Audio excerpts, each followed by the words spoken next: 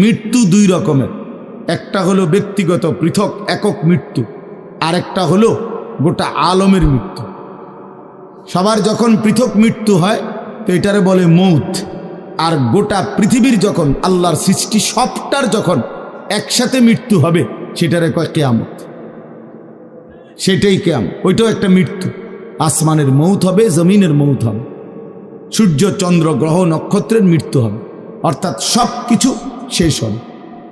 তো এই যে কিয়ামত, এটা আমাদের ঈমানের অংশ, এটা হবেই হবে, এটা হবেই হবে।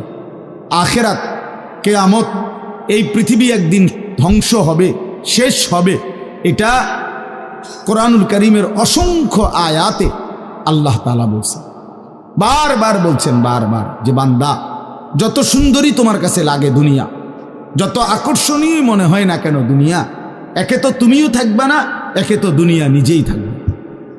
দুটোটা মনে রাখবে, না তুমি থাকবে স্থায়ী, না দুনিয়া থাকবে স্থায়ী, কোনোটাই না। তুমিও মৃত্যুবরণ করবা, একদিন দুনিয়ারও মৃত্যু হয়ে যাবে, দুনিয়ারও মৃত্যু হয়ে যাবে। প্রতিটা মানুষকে মরতে হবে, এটা আমরা সবাই জানি। কুল্লু নাফসিন যায়িকাতুল মাউত, সমস্ত আত্মা, সমস্ত প্রাণ, আল্লাহ তাআলা বলেন মৃত্যুর স্বাদ গ্রহণ করুন, মৃত্যুর স্বাদ গ্রহণ।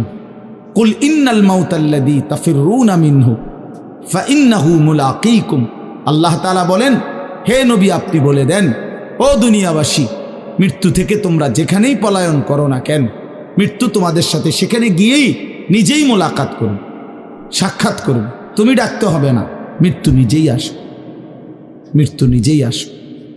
আইনামা তাকুনু ইউদরিকুমুল মাউতু ওয়ালাউ কুনতুম ফি বুরুজিন মুশাইয়াদা, আল্লাহ বলে তুমি যদি এমন একটা বিল্ডিং বানাও, ঘর বানাও, যে ঘরটা অনেক উঁচা, যে ঘরটার উপর দিয়া কেউ ভিতরে ঢুকতে পারবে না, যে ঘরটার মধ্যে একটা ছিদ্র নাই, একদম আটকানো, তো এরকম একটা ছিদ্রবিহীন সুউচ্চ ঘরও যদি তুমি বানিয়ে তার ভেতরেও তুমি আশ্রয় নাও, তো ইউদরিকুমুল মাউতু, মৃত্যু তোমার সেখানেই পৌঁছবে,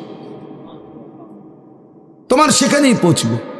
প্রিয় ভাই আমার, বন্ধু আমার, নওজোয়ান সাথীরা আমার, মৃত্যু এক অনিবার্য বাস্তবতা, চিরন্তন বাস্তবতা, এটা গ্রহণ করতেই হবে।